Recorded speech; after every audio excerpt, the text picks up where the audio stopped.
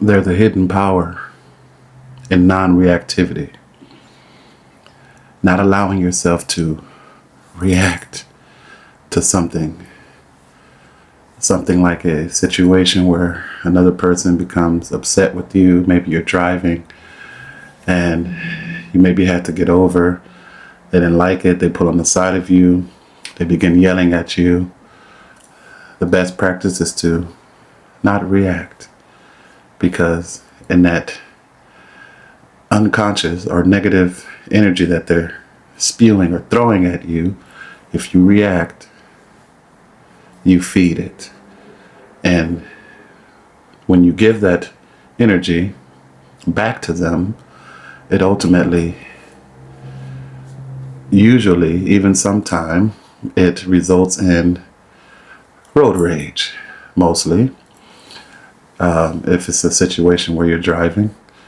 So the ability to non-react. How do you non-react? Someone may ask, because someone's yelling at you, saying these absurd things to you. And even if you're in the grocery store and it happens right there in front of you, you're not in separate cars, and now the person is in a closer proximity to you.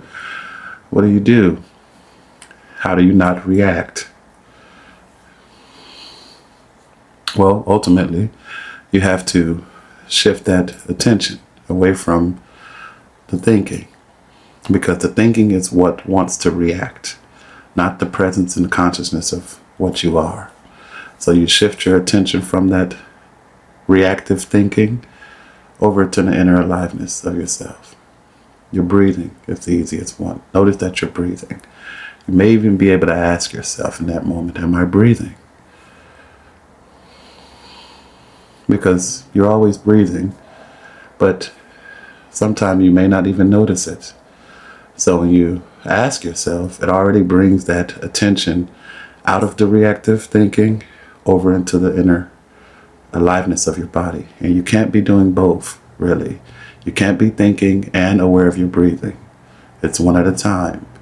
So shifting that attention from that reactive thinking or negative thinking already reduces thought tremendously, brings it down to almost nothing, maybe even a trickle. And if the thought continues trying to come up and trying to react, you stay there for a second. It only takes a second or two. The person saying something, you immediately. And you may say something like, oh, excuse me, or whatever it is. You may not be negatively reactive towards the situation. It has happened to me already where I'm driving. This was in the car. Someone hit the car. We got out and spoke. They were very negatively reactive, but I didn't feed it. I simply shifted my attention from that reactive thinking to breathing while they were talking to me. They had a few moments, maybe 2 or 3 minutes, where they were just going off. And almost immediately you could see their ego deflate because I wasn't feeding it. So ultimately, when they did calm down a little bit, I was able to ask, are you okay? And I said it just like that. It wasn't reactive. It wasn't the need to make them feel bad or anything, even though it was their fault. It was, how are you? Everything okay? And immediately there, in them. And so we were able to handle the situation relatively more consciously.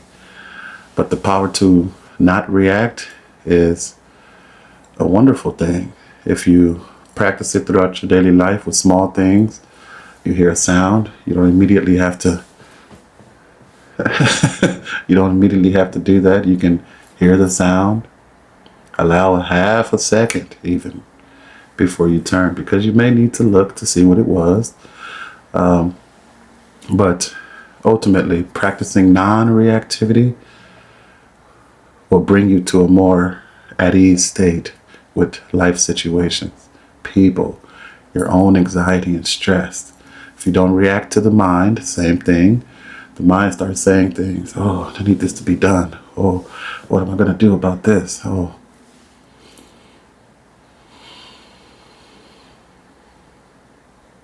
breathe, and not give those type of thoughts energy either. You may ask yourself, okay, instead of following these reactive, non-negative thoughts, what could I do about the situation? And then intelligence starts to flow through you from there. And there's no more anxiety. Yes, you still have to do what you have to do, but it doesn't carry anxiety with it. It doesn't carry stress with it. It doesn't carry anger with it. It doesn't carry fear. Why? Because it's ultimately unnecessary. But you only recognize this once you begin to look inwardly at your situational patterns, mental patterns that you have that come up with these situations. Now, there will be some very challenging things and people where reactivity might take over, and it probably will, a couple times at least. And afterwards, you may notice, oh, I reacted again. And if the mind starts to come in, see, I'm no good at this, I can't do it. Do you have to believe that? Do you have to feed those thoughts? No. You can simply realize, okay, I must take this practice a little deeper. I must practice non-reactivity. And how do you practice non-reactivity? By being present, being there where you are now. Using the breathing, like we said, is a ancient technique. So that's always there, where you can take a deeper breath than usual. That really helps. Let's try it here.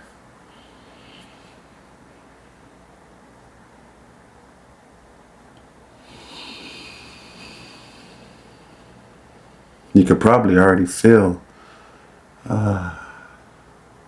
ease. Okay? And then whatever you have to do, you ask yourself a question about what you have to do. And then wisdom, intelligence starts to flow through you without the stress, anger, anxiety, and frustration.